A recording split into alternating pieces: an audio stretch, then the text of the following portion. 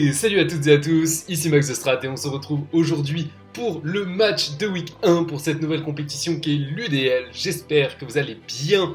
Moi ça va super puisqu'on va directement commenter la game qui m'a opposé à Ilyes25 évidemment. Si vous n'avez pas vu la vidéo team building, je vous invite à aller la checker parce que vous comprendrez tout simplement beaucoup mieux ce qui se passe. Et sans plus attendre, on va parler un peu de la compo qu'a ramené mon adversaire avec du Mewtwo Y, du Palkia, du Darmanitan Galar. Les 3 Uber sont bel et bien là pour cette première. On a aussi le Indeedee, le Pomot et enfin Victini, donc une compo qui globalement correspond à ce que j'avais anticipé dans le team building. Donc sans plus tarder, on va commencer les hostilités. Est-ce qu'on a réussi à faire un bon démarrage dans cette DL Uber? C'est ce qu'on va voir tout de suite. Je vais lead directement donc sur le sur le Eternatus face à Palkia. Donc là déjà extrêmement bon de ma part et je vais switch out Coco parce que quand même on va avoir peur évidemment du Palkia Mouchoir Choix, voire Abanberry, et il va me reveal l'énorme HP d'entrée de jeu. Heureusement ça va miss King Julian qui s'en sort pour cette fois. Je vais go sur le Arceus Grass évidemment pour encaisser. Heureusement il va miss le deuxième. Bon honnêtement le deuxième n'est pas très grave, hein. C'est surtout le premier. Et ça va go sur Victini, parfaitement anticipé de ma part avec un gros full play. Donc là ça fait plaisir parce que je vois qu'il est clairement pas offensif spé. Il est physique ce Victini et ça régale, mais j'ai un peu peur. On va pas se mentir, du Vicreate Mouchoir Choix également. Donc je vais directement aller sur mon Eternatus. Ça va être anticipé de la part d'Ilyes qui va me faire un demi-tour. Donc excellent de sa part. Et ça va tout simplement aller directement sur le Mewtwo, foutre la pression. Vous le savez, j'ai la Payapa Berry, donc je vais stay in et il va reveal clonage. Donc là c'est excellent pour moi, hein. Je vais pouvoir tout simplement spammer et il va même le refaire une seconde fois. Donc là je me dis clairement, on est extrêmement bien dans la game puisque je vais tout simplement tuer le Mewtwo d'entrée de jeu.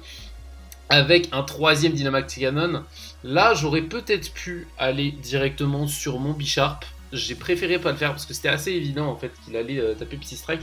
Mais je me suis dit, on sait jamais. Peut-être qu'il va retaper sub ou peut-être que voilà, tout simplement il va me taper. De toute façon j'ai la Payapa Berry donc je suis tranquille. Ce Mewtwo va me faire freestyle, évidemment je vais le tenir, vous avez vu la vidéo team building, j'envoie mon Dynamax Cannon, sauf que ça va pas tuer Mewtwo, Pokémon offensif du Uber avec 194 d'attaque SP, mais un bulk de malade mental, voilà, bienvenue en Uber. Il a tanké un Dynamax Cannon full attaque SP en prenant seulement 49% et avec un set offensif, donc comment vous dire que j'étais un peu abattu à ce moment-là. Pourquoi ? Parce que mon Bisharp, évidemment, était hyper intéressant contre Mewtwo parce qu'il prenait très cher, mais en fait, en contrepartie, il faisait le trap kill, donc c'était parfait. Problème étant, bah évidemment, je n'ai plus envie de sacrifier mon Bisharp pour 2% de Mewtwo, sachant qu'en plus de ça, il y a Pomot qui peut Revival Blessing derrière, donc je vous avoue que j'avais clairement pas envie de ça. Donc là, c'était un peu 50-50, parce que j'avais pas envie de perdre Eternatus non plus. Donc je me suis dit, ok, qu'est-ce que je fais là ? Clairement, c'est un 50-50, il va probablement taper Psy Strike juste pour me finir, parce que au pire, bah, il va juste switch out si j'envoie un Dark. Donc je me suis dit, qu'est-ce que je fais? Je go Bisharp.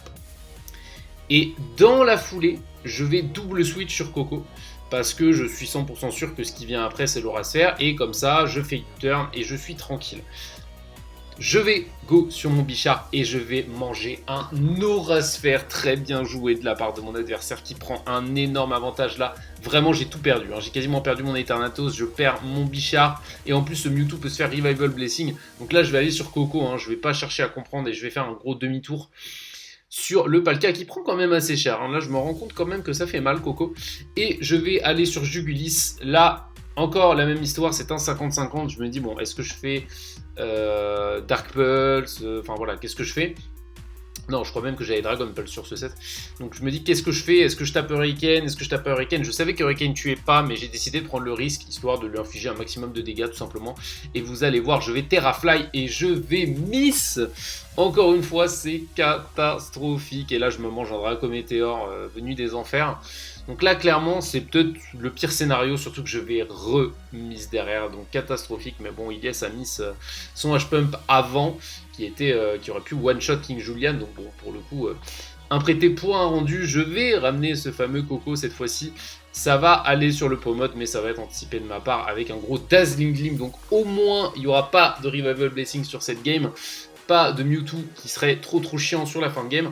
Donc on tue le Pomod avec King Julian et ça va immédiatement envoyer le Indeedee. Donc là, ça commence à être très problématique. Tout simplement, je vais devoir amener Arceus Grass parce que je n'ai plus mon Bisharp justement qui aurait pu gérer cette situation et ça va ramener le Darmanitan Galar. Heureusement, j'ai encore Jellicent de disponible, sauf que vous allez voir, il va arriver le Belly Drum et je m'y attendais vraiment pas sur ce timing là.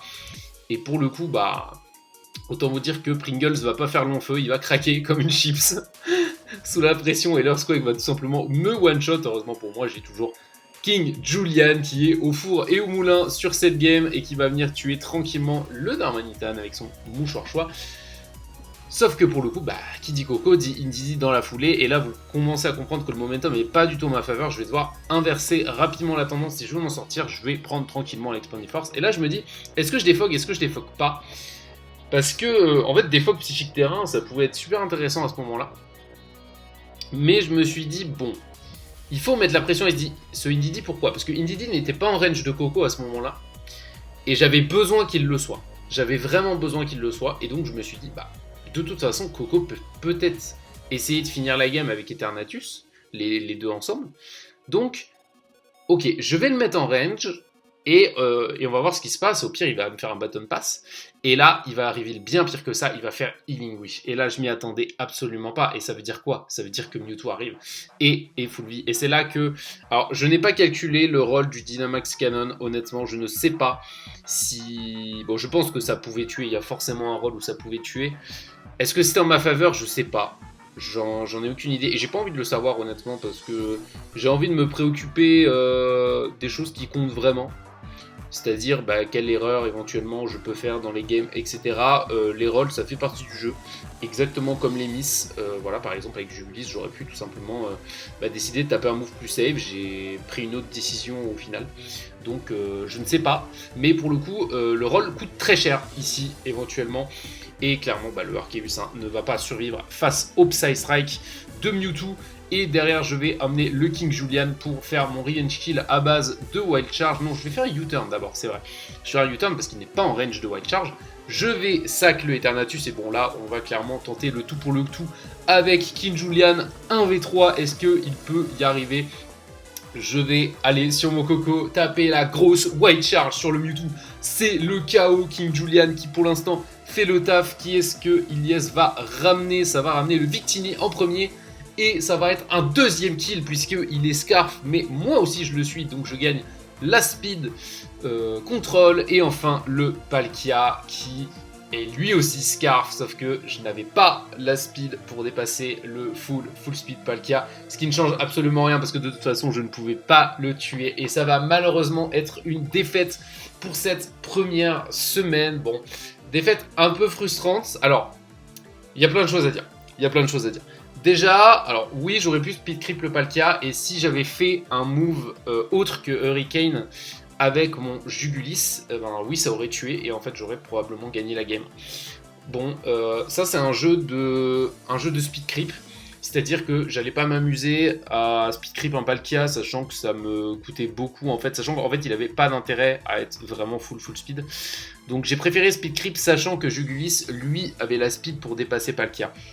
Donc voilà, je considère pas que c'était une full erreur, c'est juste j'avais d'autres choses à jouer honnêtement, et je pense que c'était bien joué de ma part, surtout que j'avais Arceus. Ce qui m'a vraiment coûté cher, donc c'est ce Dynamax Cannon qui tue pas. Je pense que j'aurais dû faire un calque, honnêtement je n'ai pas calque à ce moment là, c'était une erreur. Deuxième erreur, emmener Bisharp. Bon, ça reste un 50-50. Voilà, très bien joué de la part d'Ilyes. C'est un 50-50. Maintenant, je pense qu'avec le risk-reward, en regardant vraiment bien, c'est quand même beaucoup plus rentable pour moi à la rigueur de sacrifier le Eternatus, dans le sens où je suis parti du principe d'entrée que le Palkia était Scarf. Le Victini, il y avait 80% de chances qu'il soit Scarf, donc en fait Eternatus à 30% me servait vraiment pas à grand chose dans la game. Donc je pense que le plus intéressant ici c'était de sac Eternatus. Ce qui me faisait franchement beaucoup de bien dans la game. Je pense même que je la gagnais si je faisais le sac, tout simplement parce que derrière il n'y a plus de Mewtwo, moi j'ai encore le Bisharp full vie qui peut te rappeler une Didi. enfin, clairement, c'est absolument insane. Et Jikoko qui fait un boulard à l'équipe adverse. Donc je pense que ce qui m'a coûté vraiment très cher, c'est ces deux plays-là. C'est donc vraiment le fait qu'avec Jubilis, bah, malheureusement, j'ai tenté, ça arrive. Et surtout, bah, voilà, ce Bichard qui était peut-être un peu trop risqué comme play. En tout cas, ça servira de leçon.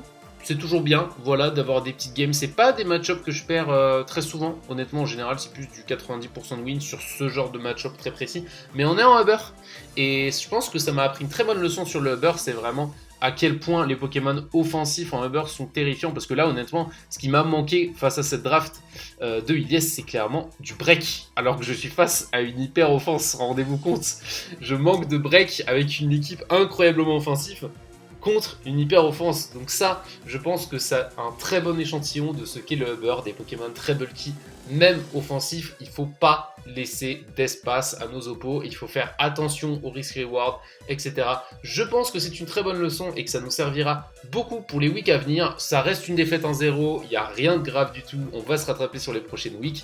Et en attendant, je vous dis rendez-vous pour le team building de week 2, on sera opposé à Kappa en espérant pouvoir se rattraper. Encore GG à Ilyes, c'était Max de Strat, à la prochaine!